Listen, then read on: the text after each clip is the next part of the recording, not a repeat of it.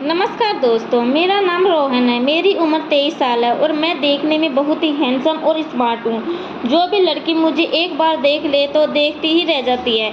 एक दिन मैं अपने काम के सिलसिले में मुझे पुणे से बेंगलुरु जाना पड़ा। यह सफ़र मेरे लिए बहुत ज़रूरी था, इसलिए मैंने इसकी तैयारी पहले ही कर ली थी। ट्रेन का टिकट मैंने पूरे 2 महीने पहले ही बुक कर लिया था ताकि सफ़र आरामदायक हो। ट्रेन शाम 7 बजे की थी और मैं समय से पहले स्टेशन पहुंच गया। जैसे ही ट्रेन आई मैं अपनी सीट पर जाकर बैठ गया। कुछ समय बाद ट्रेन धीरे धीरे भरने लगी। हर कोच में भीड़ बढ़ती जा रही थी। कुछ लोग अपनी सीटों पर जम गए थे तो कुछ खड़े खड़े ही जगह तलाशने लगे थे। माहौल में हल्की हल्की गर्मी और शोर था। तभी मेरी नज़र एक महिला पर पड़ी जो भीड़ में रास्ता बनाते हुए मेरी ओर आ रही थी। वह करीब 50 साल की होगी। उनके साथ 2 लड़कियां थीं। तीनों अपनी जगह तलाशती हुई मेरे पास आई और मेरे सामने वाली सीट पर बैठ गई। महिला का नाम निर्मला था। वह विनम्र स्वभाव की लग रही थी। उनकी बड़ी बेटी का नाम अंकिता था जो लगभग 19 साल की थी। उसने सलवार कुर्ता पहना हुआ था और अपने लंबे बालों को एक खूबसूरती चोटी में गूंथा हुआ था। उसकी खूबसूरती ने मेरी नज़रें उसकी ओर खींच ली। वहीं उसकी छोटी बहन का नाम पूजा था और वह 16 साल की थी। ट्रेन में इतनी भीड़ थी कि कोई भी जगह दिखती थी वहीं बैठ जाता था। कुछ नीचे बैठ रहे थे तो कुछ बाथरूम के पास जाकर बैठ रहे थे और कुछ ट्रेन के दरवाजे के पास। गर्मी बहुत थी क्योंकि यह मई का महीना था। आंटी को बहुत गर्मी लग रही थी। उन्होंने मुझसे कहा, बेटा क्या मैं खिड़की की तरफ बैठ सकती हूँ? मुझे बहुत गर्मी लग रही है और मुझे बीपी की दिक्कत है। मुझे भी गर्मी लग रही थी लेकिन मैं अपनी सीट किसी को नहीं देना चाहता था। फिर मैंने थोड़ा आगे बढ़कर उनके पास झुककर देखा तो अंकिता और पूजा दूसरी तरफ बैठी हुई थी। मुझे लगा कि उनके पास बैठने को जगह मिल सकती है, इसलिए मैंने कहा, ठीक है आंटी, आप यहाँ बैठ सकती हैं और मैं अंकिता के पास बैठ जाऊँगा। मैं उठकर अंकिता के पास आ गया। अब हम दोनों एक दूसरे के करीब थे। ट्रेन के झटकों से हमारा शरीर एक दूसरे को छू रहा था। मेरे शरीर का स्पर्श उसके शरीर को हो रहा था, जिससे वह थोड़ी असहज हो रही थी और अपने आप को थोड़ा दूर करने की कोशिश कर रही थी, लेकिन भीड़ के कारण वह ज़्यादा दूर नहीं जा पा रही थी। उसने बड़बड़ाना शुरू कर दिया, मम्मी की तो कुछ और ही बात होती है। पापा कह रहे थे कि एसी का टिकट बुक करते हैं, लेकिन मम्मी कुछ सुनती नहीं है। उन्होंने कहा, ऐसी तो घुटन होती है और यहाँ तो मुझे गर्मी लग रही है। वह फिर से थोड़ा सरकने की कोशिश कर रही थी लेकिन जगह नहीं थी। मैंने उससे कहा, ट्रेन में हमेशा ऐसी भीड़ होती है। एक बार तो मैंने बाथरूम में बैठकर पूरी यात्रा की है। यह सुनकर अंकिता एकदम बोली, आप क्या बोल रहे हैं? बाथरूम में बैठकर यात्रा की? बाथरूम में कैसे बैठ सकते हो? आपके पास टिकट नहीं थी क्या? मैंने कहा, नहीं, मैंने पहले ही टिकट बुक किया था, लेकिन इतनी भीड़ थी कि मुझे अपनी सीट तक नहीं मिली थी। उसे कहा, अब तो इतनी भीड़ है आप अब भी बाथरूम में जाकर बैठ जाइए, तब थोड़ी जगह बनेगी। ऐसा कहकर उसने उससे थोड़ी जगह बनाने की कोशिश की, लेकिन जगह थी ही नहीं। ऐसे ही 2-3 घंटे बीत गए। ट्रेन में बहुत गर्मी हो रही थी। अंकिता और आंटी ने तो जो पानी साथ लाया था वह सफ़र के बीच में ही ख़त्म हो गया था। गर्मी के कारण उन्हें बार बार प्यास लग रही थी। दोनों बस अगले स्टेशन के रुकने का ही बेसब्री से इंतज़ार कर रही थी। कुछ समय बाद ट्रेन एक छोटे से स्टेशन पर रुकी, लेकिन दुर्भाग्यवश वहाँ कोई पानी या कोल्ड ड्रिंक बेचने वाला नजर नहीं आया। यह देखकर आंटी और अंकिता परेशान हो गई। गर्मी और प्यास के कारण अंकिता खुद बेहद असहज महसूस कर रही थी। उसने निराश स्वर में कहा, मुझे तो बहुत अजीब सा लग रहा है। अगर मुझे पानी नहीं मिला तो इस गर्मी में ही यकीनन बेहोश हो जाऊंगी। उसकी आवाज़ में थकावट और बेचैनी का साफ झलक रही थी। उसकी हालत देखकर मेरे भीतर कुछ करने की इच्छा जाग उठी। मुझे लगा कि किसी तरह पानी लाना चाहिए, लेकिन समस्या यह थी कि ट्रेन में इतनी भीड़ थी कि दरवाजे तक पहुंचना ही मुश्किल हो रहा था। चारों ओर खड़े थे और रास्ता बनाना असंभव लग रहा था। लेकिन तभी मेरी नज़र इमरजेंसी खिड़की पर पड़ी जो हमारे पास ही थी। मैंने तुरंत एक फैसला लिया। मैंने खिड़की की ग्रिल को ऊपर की ओर सरकाया और वो अपने बैग को अंकिता और पूजा के पास छोड़कर खिड़की के बाहर कूद गया। अंकिता और आंटी मुझे आश्चर्य से देख रही थी। शायद ये वे सोच रही थी कि मैं ऐसा क्यों कर रहा हूँ। स्टेशन पर दौड़ते हुए मैंने जल्दी से एक पानी की बोतल और एक ठंडी कोल्ड ड्रिंक खरीदी। पसीने से तरबतर मैं इमरजेंसी खिड़की के पास वापस आया और उसकी खिड़की से अंदर चढ़ गया। जैसे ही मैं अंदर पहुंचा, मैंने पानी की बोतल और कोल्ड ड्रिंक अंकिता की ओर बढ़ाई। उसके चेहरे पर राहत और खुशी के भाव थे। उसने तुरंत पानी की बोतल ली और एक लंबा घूंट लिया। उसके बाद उसने हल्के से मुस्कुराते हुए मेरी ओर देखा और मजाकिया लहजे में बोली, थैंक यू बाथरूम वाले।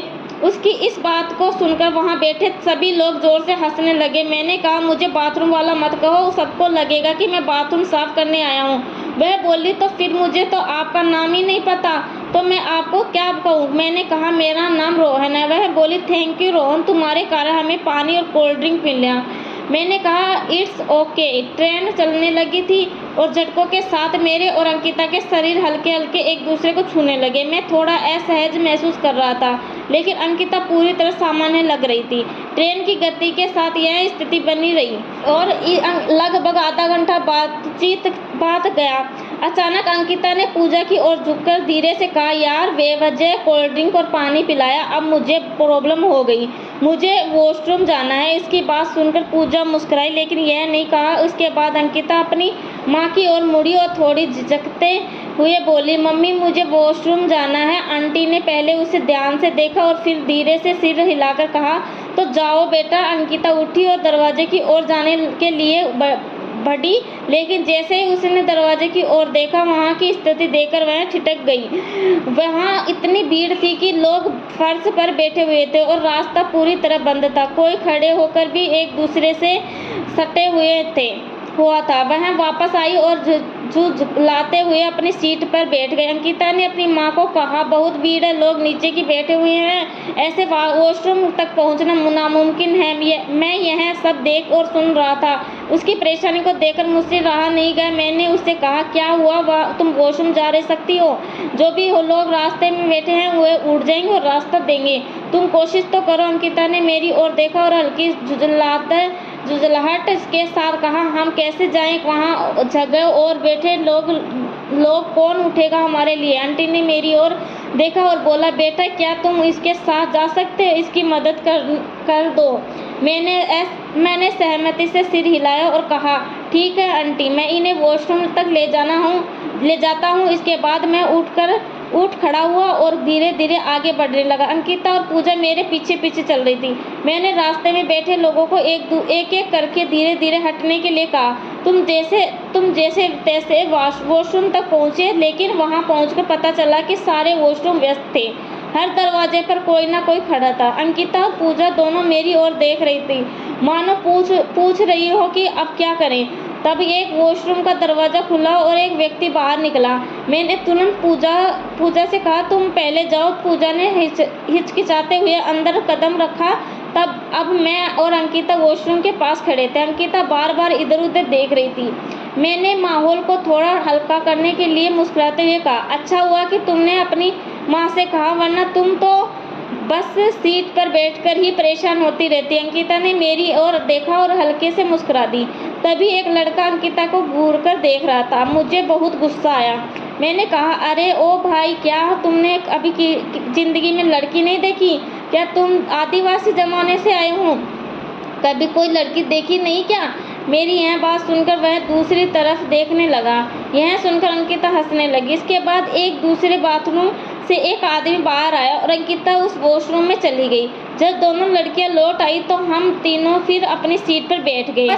वापस आने पर अंकिता अपनी माँ से बोली, मम्मी अगर रोहन नहीं होता तो हम वहाँ तक पहुँच ही नहीं पाते। उसने अंकिता कितनी मेहनत से जगह बनाई और हमें वहाँ तक लेकर आया। रात के 9 बजे हो चुके थे। धीरे धीरे लोग अपने खाने के डिब्बे निकालने लगे। हर तरफ खाने की खुशबू फैल गई थी, जो भूख को और बढ़ा रही थी। अंकिता और आंटी और पूजा ने भी अपना बैग खोला और उसमें से डिब्बे निकालने लगी। उनके खाने में सब्जी और भाकरी की थी। जैसे ही उन्होंने खाने की तैयारी शुरू की, अंकिता ने मेरी तरफ देखा और मुस्कुराते हुए कहा, रोहन तुम खिड़की पर जाकर बैठो और मेरी मम्मी को यहाँ आने दो। मैंने उसकी बात सुनी और बिना किसी झिझक के खिड़की के पास जाकर बैठ गया। आंटी मेरे स्थान पर आकर आराम से बैठ गई। अब वे तीनों मिलकर खाना खाने लगे। अंकिता हंसमुख चेहरा और पूजा की चंचलता इस पल को और सुखद बना रही थी। जब वे खाने में व्यस्त थी तो अचानक अंकिता ने मेरी ओर मुड़कर पूछा, रोहन तुम खाने के लिए कुछ लाए हो? उसका सवाल सुनकर मैं थोड़ा संकोच में पड़ गया। मैंने हल्की मुस्कान के साथ कहा, नहीं आंटी, आप लोग खा ले, मैं ठीक हूँ। यह सुनते ही अंकिता ने अपनी आंखों में हल्की शरारत लाते हुए कहा, अरे हम तुम्हें नहीं खिला रहे हैं, हम तो बस यह पूछ रहे हैं कि तुम खाने के लिए कुछ लाए हो या नहीं। अब थोड़ा सहज हुआ और जवाब दिया, हाँ मैंने कुछ लाया तो है, लेकिन मैं आपके बीच कैसे खा सकता हूँ। अंकिता ने मेरी ओर देखा और चिढ़ाने के अंदाज में बोली, अरे ऐसा क्या लाए हो जो हमारे साथ नहीं खा सकते। मैंने थोड़ा झिझकते हुए कहा, मैं बिरयानी लाया हूँ, चिकन बिरयानी। यह सुनते ही अंकिता की आंखें चमक उठी। वह उत्साहित होकर बोली, अरे वाह, मुझे तो बिरयानी बहुत पसंद है, लेकिन मेरी मम्मी बिरयानी नहीं खाती। हम दोनों तो बिरयानी के बड़े शौकीन हैं। इसके बाद उसने अपनी मम्मी की ओर मुड़ते हुए कहा, मम्मी तुम खिड़की के पास जाकर बैठो और रोहन को यहाँ आने दो। आंटी ने हल्की मुस्कान के साथ हामी कर दी और लड़की खिड़की के पास जाकर बैठ गई। अब मैं अपनी पुरानी जगह पर वापस आ गया और अंकिता और पूजा के बीच बैठ गया। अंकिता ने मुस्कुराते हुए कहा, चलो अब अपनी बिरयानी निकालो, देखते हैं कैसी है। मैंने अपने बैग खोला और उसमें से बिरयानी का डिब्बा निकाला। उसकी खुशबू पूरे डिब्बे में फैल गई। अंकिता ने तुरंत कहा, वाह ये तो बहुत अच्छी लग रही है, चलो अब इसे हम तीनों मिलकर खाते हैं। मैंने थोड़ी झिझक के साथ कहा, लेकिन यह काफ़ी नहीं होगी, अब आप लोग पहले खाना खा लीजिए। अंकिता ने ठहाका लगाते हुए कहा, अरे चिंता मत करो, हम सब मिलकर खाएंगे। बिरयानी शेयर करने में ही तो मज़ा है। खाना खाने के बाद हम सोने की तैयारी करने लगे। आंटी की तबीयत थोड़ी ज़्यादा ही बिगड़ गई थी। उन्होंने कहा, मुझे कैसे भी करके अब सोना पड़ेगा, मेरे पैर बहुत दुख रहे हैं और अकड़ रह गए हैं। अब मैंने अंकिता से कहा, अंकिता ऊपर का सामान सीट के नीचे रखकर हम दोनों ऊपर बैठ सकते हैं, यहाँ आंटी सो सकती है और नीचे चटाई बिछाकर पूजा सो जाएगी। मैंने एक चटाई लगाई। उसके बाद आंटी ने कहा, बेटा लेकिन यह तो तुम्हारी सीट है, हम यहाँ कैसे सो सकते हैं। तब मैंने कहा, नहीं आंटी आप सो जाओ, मुझे ऊपर जाकर बैठने में कोई प्रॉब्लम नहीं है, आप सो जाओ, नहीं तो आपकी तबीयत बिगड़ जाएगी। आंटी ने नीचे चटाई बिछाकर पूजा को सोने को कहा और सीट पर आंटी सो गई। ऊपर का सामान हमने सीट के नीचे रखा और मैं और अंकिता ऊपर जाकर बैठ गए। हम दोनों को ऊपर कोई नहीं देख रहा था। हाँ, मेरे पास ही अंकिता बैठी थी। अब रात के 1 बजे थे। थोड़ी देर हम मोबाइल देखने लगे। इसके बाद मैंने मोबाइल रख दिया क्योंकि मेरा मन मोबाइल में लग ही नहीं रहा था, मेरा मन तो कहीं और ही था। तभी अंकिता की आंख लग गई और उसने मेरे कंधे पर अपना सर रख दिया और सोने की कोशिश करने लगी। इसके बाद थोड़े समय में वह झपकी लेकर उठ गई। उसने मेरे कंधे पर सिर रखा हुआ देखकर मुझसे सॉरी कहा। मैंने कहा, कोई प्रॉब्लम नहीं, तुम अपना सिर मेरे कंधे पर रखकर सो सकती हो और आराम से सो सकती हो। उसके बाद अंकिता मेरे कंधे पर सर रखकर सो गई। मैंने देखा कि वह सो गई तो सोते सोते वह गिर न जाए, इसलिए मैंने अपने हाथ को पीछे से लाकर उसके कमर पर रखा। तभी अंकिता जाग गई और वह मेरी ओर देखने लगी। हम दोनों के दिल जोर जोर से धड़कते रहे। अब अंकिता ने कहा, तुम ये क्या कर रहे हो, ऐसा क्या, तो मुझे नींद नहीं आएगी। तब मैंने कहा, सोना ज़रूरी है क्या। उस पर उसने कहा, क्या तुम्हें इतनी भीड़ में डर नहीं लग रहा। मैंने कहा, डर तो लगता है लेकिन इन लोगों का नहीं, तुम्हारा। अब उसने कहा, मुझे ऐसा नहीं लगता कि तुम्हें मेरी चिंता है। फिर मैंने तुरंत अपना हाथ उसकी कमर से हटा लिया। उसने कहा, कोई बात नहीं, घबराओ मत, लेकिन इससे आगे मत जाओ। इसके बाद उसने खुद मेरे हाथ को पकड़कर अपनी कमर पर रखा और बोली, थैंक यू मुझे सहारा देने के लिए, नहीं तो मैं गिर जाती। सारे लोग सो गए लेकिन हम दोनों ही जग रहे थे और आपस में बातें कर रहे थे। उसने मुझसे पूछना शुरू किया कि मैं क्या करता हूँ, कहाँ रहता हूँ, शिक्षा कितनी है, घर में कौन कौन है, मैं कितना कमाता हूँ। इसके बाद धीरे धीरे हमारे प्रेम की बातें भी शुरू हो गई। हमारे दोनों के मन में एक दूसरे के प्रति भावनाएं जागृत होने लगी। बातें करते करते अचानक आंटी ने उठकर ऊपर देखा। तब उन्होंने हमें बातें करते देखा। तब अंकिता तुरंत सोने का नाटक करने लग गई। तब आंटी ने कहा, अंकिता तुम नीचे आकर सो जाओ, मैं बैठती हूँ। तब मैंने कहा नहीं आंटी आप सो जाइए, नहीं तो आपकी तबीयत खराब हो जाएगी। इसके बाद मैं थोड़ा सा अंकिता से दूर हो गया। फिर आंटी फिर से सो गई। मुझे यह महसूस नहीं हो रहा था कि अंकिता मुझसे दूर जाए। थोड़ी देर बाद अंकिता ने मेरा हाथ पकड़कर मुझसे कहा, सो गए क्या रोहन? तब मैंने भी उसका हाथ पकड़ लिया और धीरे धीरे सहलाने लगा। फिर मैंने कहा, इतनी सुंदर लड़की के पास बैठकर सोने का मन कैसे करेगा? तब उसने हल्की सी मुस्कान दी और शर्माते हुए नीचे देखने लगी। हमें अब बहुत सर्दी लग रही थी। मैंने अपनी बैग से चादर निकालकर हम दोनों ने एक ही चादर लिया। हम दोनों को नींद नहीं आ रही थी। कभी मैं उससे देख रहा था तो कभी वो मुझे देख रही थी। फिर धीरे धीरे अपना हाथ उसकी कमर पर रखा। उससे भी यह सब अच्छा लग रहा था। उसके बाद हम दोनों चादर में न जाने क्या क्या बेतुक बातें करने लगे। हम दोनों के मन में एक दूसरे के प्रति बहुत स्नेह हो गया था। सारी रात हमें नींद नहीं आई। सुबह 7 बज चुके थे और ट्रेन हुबली स्टेशन पर आकर रुक गई। जैसे ही ट्रेन रुकी, मैं और अंकिता अपने अपने स्थान पर अलग अलग होकर बैठ गए। मैंने अपनी चादर ओढ़ ली, जबकि अंकिता दूसरी तरफ जाकर बैठ गई। आंटी जब उठी तो उन्होंने देखा कि हम दोनों ने एक दूसरे से दूर होने की कोशिश की है। उन्होंने अंकिता को देखा जो सोने का नाटक कर रही थी। आंटी ने उसे हल्के से झकझोरते हुए कहा, उठ बेटा, चल बाथरूम में फ्रेश हो लेते हैं। अभी चलेंगे तो आराम हो जाएगा, नहीं तो थोड़ी देर बाद बहुत भीड़ हो जाएगी। अंकिता अनमने ढंग से उठ गई। फिर आंटी ने मेरी ओर देखते हुए कहा, रोहन तुम भी उठ जाओ और फ्रेश हो लो। मैंने तुरंत चादर हटाई और उसके बाद चल पड़ा। हम तीनों बारी बारी से बाथरूम में जाकर फ्रेश हो गए। उसके बाद हमने स्टेशन पर उतरकर पास के स्टॉल से चाय और नाश्ता लिया। हमने साथ बैठकर नाश्ता किया। उस समय भी हमारी बातचीत में हंसी मजाक का सिलसिला चलता रहा। नाश्ता करने के बाद हम फिर से ट्रेन में आकर बैठ गए। ट्रेन से धीरे धीरे स्टेशन से आगे बढ़ने लगी। दिन भर का सफ़र यूं ही चलता रहा। हम तीनों के साथ में खाना खाया और एक दूसरे की कंपनी का आनंद लिया। लेकिन शाम के करीब 4 बजे अचानक ट्रेन रुक गई। पहले तो हमें लगा कि यह कोई सामान्य रुकावट है और ट्रेन जल्दी ही चल पड़ेगी, लेकिन काफ़ी देर इंतज़ार करने के बाद भी ट्रेन नहीं चली। थोड़ी देर बाद टीटी खिड़की के पास आया और हमें बताया ट्रेन 3 घंटे के लिए रुकी रहेगी। इंजन में कुछ तकनीकी प्रॉब्लम हो गई है जिसे ठीक किया जा रहा है। यह सुनकर हम सभी निराश हो गए। अब ट्रेन में बैठे बैठे ऊब होने लगी। कोई यात्री अपनी जगह से उठकर नहीं जा रहा था और ट्रेन में भीड़ पहले जैसी बन नहीं रही।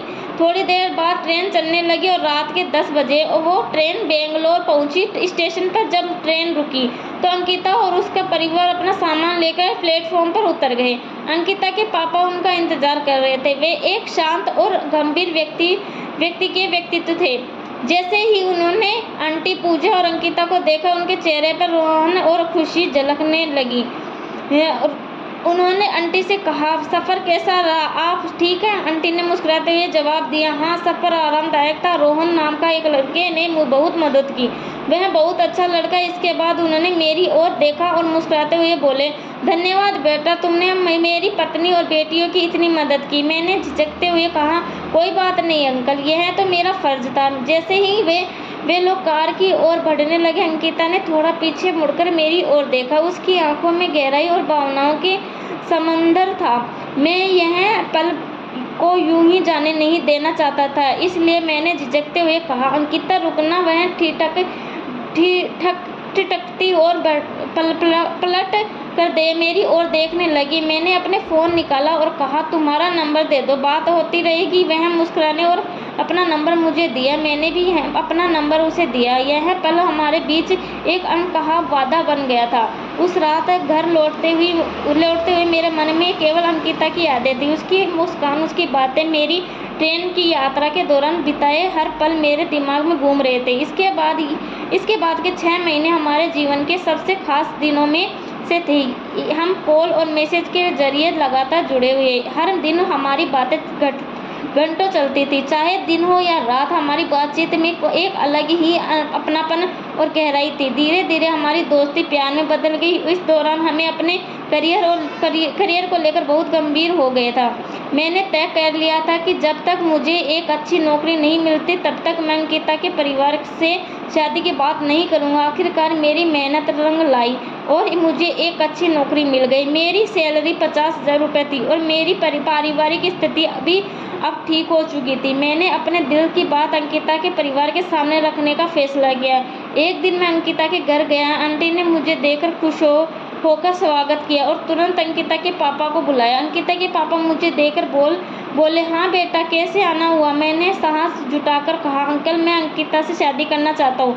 हम दोनों एक दूसरे से बहुत प्यार करते हैं। उनके चेहरे पर हल्की गंभीरता आई। उन्होंने मुझे बैठने को कहा और फिर पूछा, तुम क्या करते हो, कहाँ रहते हो, तुम्हारी सैलरी कितनी है? मैंने ईमानदारी से जवाब दिया, अंकल, मेरी सैलरी 50,000 रुपये है। मैं एक अच्छी नौकरी में हूँ और मेरी पारिवारिक स्थिति अब स्थिर है।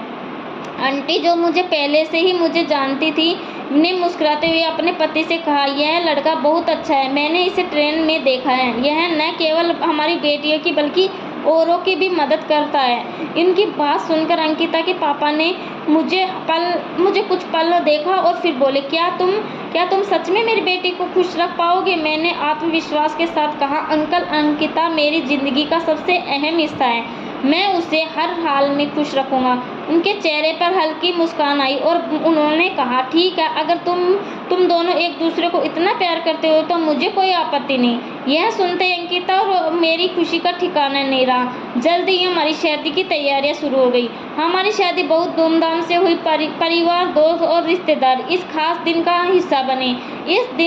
उस दिन मुझे एहसास हुआ कि जीवन कभी कभी सबसे खूबसूरत तोहफे वही देता है जहां आप उसे खोजने की उम्मीद भी नहीं करते। ट्रेन की वह यात्रा मेरे लिए एक नई शुरुआत थी। वहीं मुझे मेरी जीवन साथी मिली और उसी सफर ने मेरी जिंदगी को नई दिशा दी। अब हम दोनों खुशी खुशी अपनी जिंदगी बिता रहे हैं और हर दिन उस यात्रा को याद करके मुस्कुराते हैं। तो दोस्तों, आपको यह कहानी कैसी लगी कमेंट करके ज़रूर बताइए।